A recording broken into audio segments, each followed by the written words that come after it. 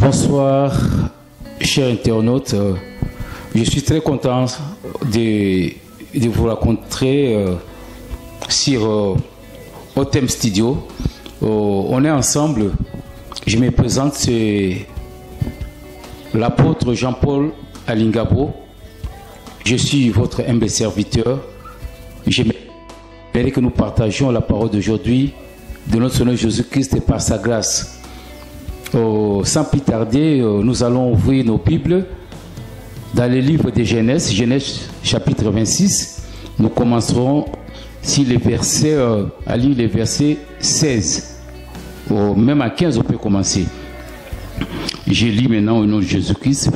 Le puits qu'avait creusé le serviteur de son père du temps d'Abraham, son père, le Philistin les comblèrent et les remplit de poussière. Et Abimelech dit à Isaac, 16 maintenant, va-t'en de chez nous car tu es beaucoup plus puissant que nous. 17, Isaac partit de là et campa dans la vallée de Guérar où il s'établit. Verset 18, Isaac creusa de nouveau les puits d'eau qu'on avait creusé du temps d'Abraham son père et qu'avaient comblé les Philistins après la mort d'Abraham. Il leur donna le nom de son père, leur avait donné. Les serviteurs d'Isaac creusèrent encore dans la vallée, ils trouvèrent un puits d'eau vive. Les bergers de Guérar querellèrent les bergers d'Isaac en disant l'eau est à nous, et il donna au puits le nom de sec parce qu'il s'était disputé avec lui. Ces serviteurs creusèrent, maintenant c'est le verset 21, toujours chapitre 26, verset 21. Ces serviteurs creusèrent un autre puits au sujet duquel on ne cherchera aucune querelle, et il appela Sitna. Il se transporta de là et creusa un autre puits pour lequel on ne chercha pas querelle, et il appela Rehoboth, car dit-il, l'Éternel nous a maintenant mis au large et nous prospérerons dans ces pays. Amen. Oh du Seigneur soit avec nous. Chers internautes, j'aimerais que nous partageons aujourd'hui la parole du Seigneur. Je vous ai bien dit, je suis sur Otem, la télé Otem que vous connaissez tous. Je voulais dire quelque chose qui est important au Otem Studio que je suis là. Le thème d'aujourd'hui, c'est-à-dire Dieu veut commencer une nouvelle histoire avec toi.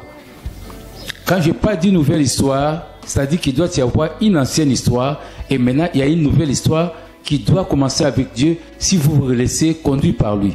Ici, je parlais bien comme la parole de Dieu vient de dire, il s'agissait d'Isaac qui est le fils d'Abraham.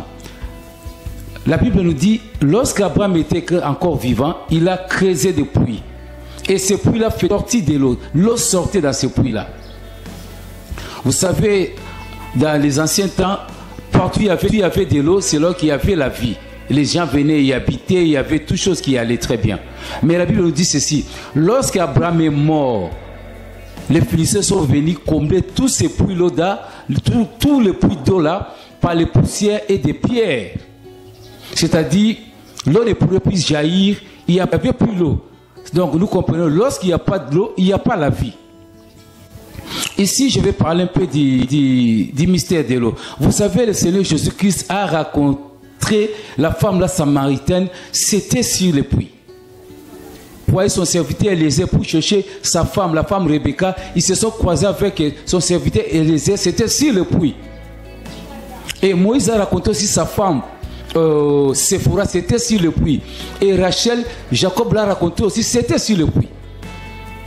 Et notre Seigneur Jésus-Christ parle aussi avec la femme la samaritaine, c'était sur le puits. C'est-à-dire, la vie était tout autour du puits. Qu'est-ce que je veux dire par là?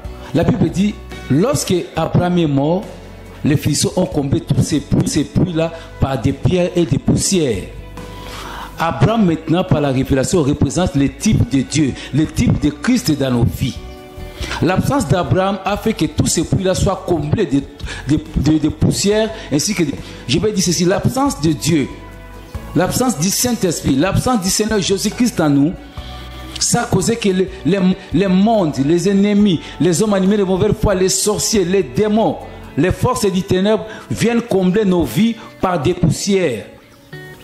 Des pierres et des poussières sont quoi? Ça peut être des condamnations, ça peut être des malédictions, ça peut être des mauvais sorts, ça peut être des mauvaises accusations, ça peut être des limitations, des choses, ça peut être le chômage. Ça dit les règnes du ténèbre dans nos vies, c'est ce qu'on appelle les pierres et les poussières que les Philistins ont comblé tout le puits que Abraham avait creusé plutôt avant que Isaac arrive. Et lorsqu'Isaac est arrivé, ce que j'aime, il a fait une bonne chose, cher internaute. Écoutez-moi bien. La Bible dit, Isaac n'a pas changé de tout, mais il a recreusé le même puits que son père Abraham avait creusé. Isaac a recreusé le même puits. Tel que tu es là, je ne dis pas que tu puisses changer ton nom. Je ne dis pas que tu puisses changer. Je ne dis pas que tu puisses changer les amis. Mais ce que je te dis est ceci. J'aimerais que tu fasses l'introspection en toi. C'est-à-dire de comprendre, de rentrer dans toi. Commencer à voir. Depuis toi. Je te dis de te dépouiller, c'est-à-dire enlève tout ce qui est impur, enlève tout ce qui est comme péché, tout ce qui a comblé ta vie, tout ce qui est du ténèbre. Ça peut être quoi? Ça peut être la mort, ça peut être la maladie, ça peut être le mauvais sort, ça peut être la sorcellerie, ça peut être la condamnation, ça peut être la vie pleine de péchés. Ça comblait ta vie. Et les sorciers, les démons ont profité à cause de cela, sont venus combler ta vie avec toutes ces histoires parce que l'absence de Dieu dans ta vie, comme c'était l'absence d'Abraham, et les Philistins ont comblé le puits par la poussière des puits. Mais qu'est-ce qui s'est passé avec Isaac? Isaac, la Bible dit, il a recreusé encore des nouveaux puits. J'aimerais ce matin, j'aimerais ce soir, j'aimerais cette nuit, toi qui me suis. Au nom de Jésus-Christ de Nazareth, recreuse encore ton cœur. Lave ton cœur. Enlève les péchés. Enlève les mensonges. Enlève l'ivrognerie. Enlève la vie de la cupidité. Enlève tout ce qui n'honore pas Dieu dans ta vie. Lave ton cœur qui est ton puits et l'eau nouveau jaillira encore dans ta vie. La Bible dit, Dieu a dit, revenez à moi, je reviendrai à vous. La Bible dit, Dieu ouvre son cœur. Dieu tape, il toque sur nos cœurs. N'endissez pas nos cœurs, parce que si tu ouvres, il viendra entrer. Dieu a fait l'enfer, ce n'est pas pour nous les hommes. Il a fait l'enfer pour le diable ainsi que ses acolytes. Mais le diable veut nous ramener tout le monde dans l'enfer. Bien-aimés dans le Seigneur, j'ai une bonne nouvelle pour vous. Aujourd'hui, si vous écoutez cette parole, vous allez ver tout ce qui est comme pierre que les Philistins ont comblé, que les sorciers, que les péchés ont comblé dans ta vie. Regarde toi-même, tu as l'argent, tu as tout, mais tu manques la paix. Tu manques la paix, tu crois qu'avec l'alcool tu auras la paix. Tu crois qu'à faire l'orgie, tu crois qu'à faire les débauches, tu crois qu'à, je ne sais pas là, à te saouler, à faire n'importe quoi, à faire le mal, à te venger, que tu auras la paix. Non. Recreuse ce matin ton cœur, recreuse le puits, enlève les poussières, enlève la haine, enlève la colère, pardonne tout le monde qui t'ont fait dire, oublie-les. Et Dieu va te restaurer.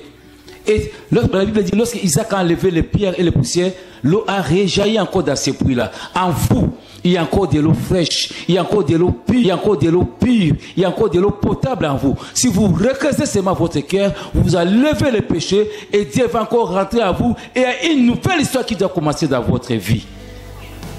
Je n'ai pas reçu un ministère de condamnation ni de jugement, mais j'ai reçu un ministère de la réconciliation. Il m'a dit, va, dis-leur que rachetons le temps car les jours sont mauvais et j'ai besoin d'eux. Pardonne tout le monde qui t'a fait d'image, je te le dis. Oublie tout ce qui te ronge.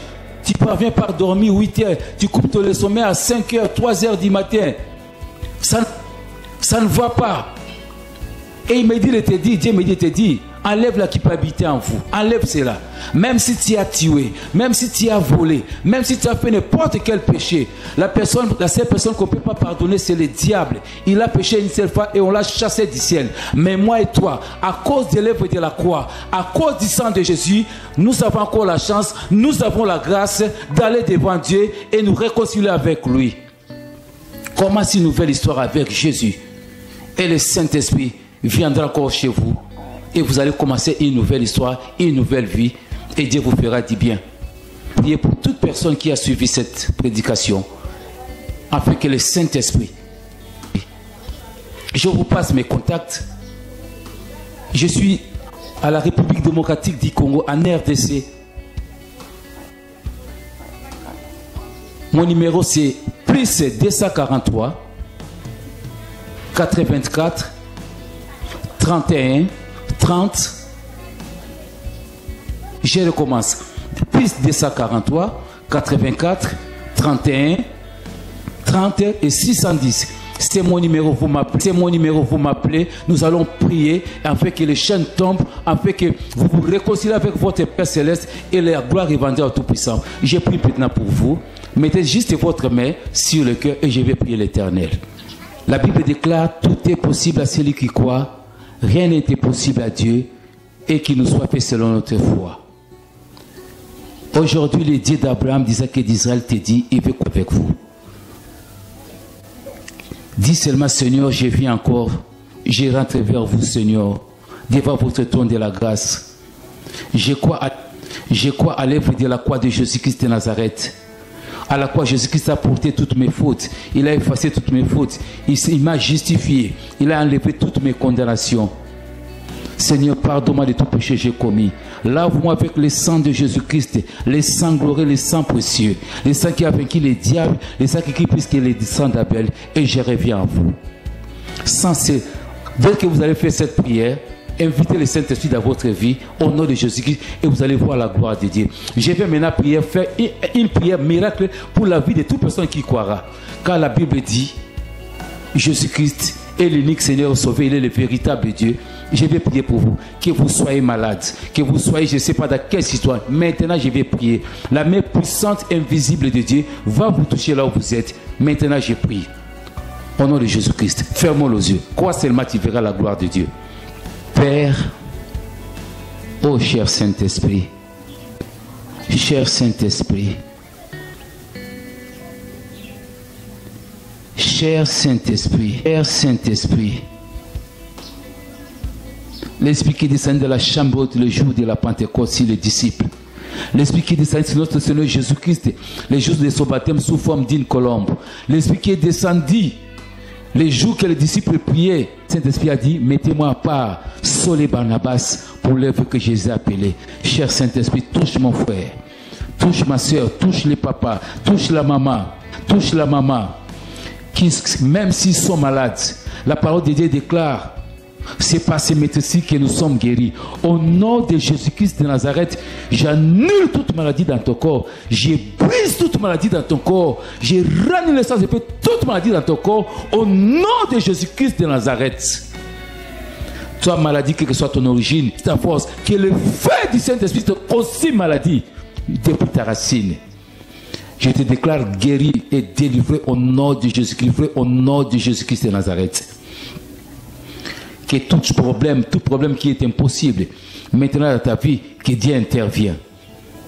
Je te dis ceci, je te donne seulement 3 jours. Même dans tes songes, appelle-moi ce que Dieu va te montrer et Jésus-Christ va te bénir. Commence à faire ces mouvements. C'est un acte, c'est un geste de la foi.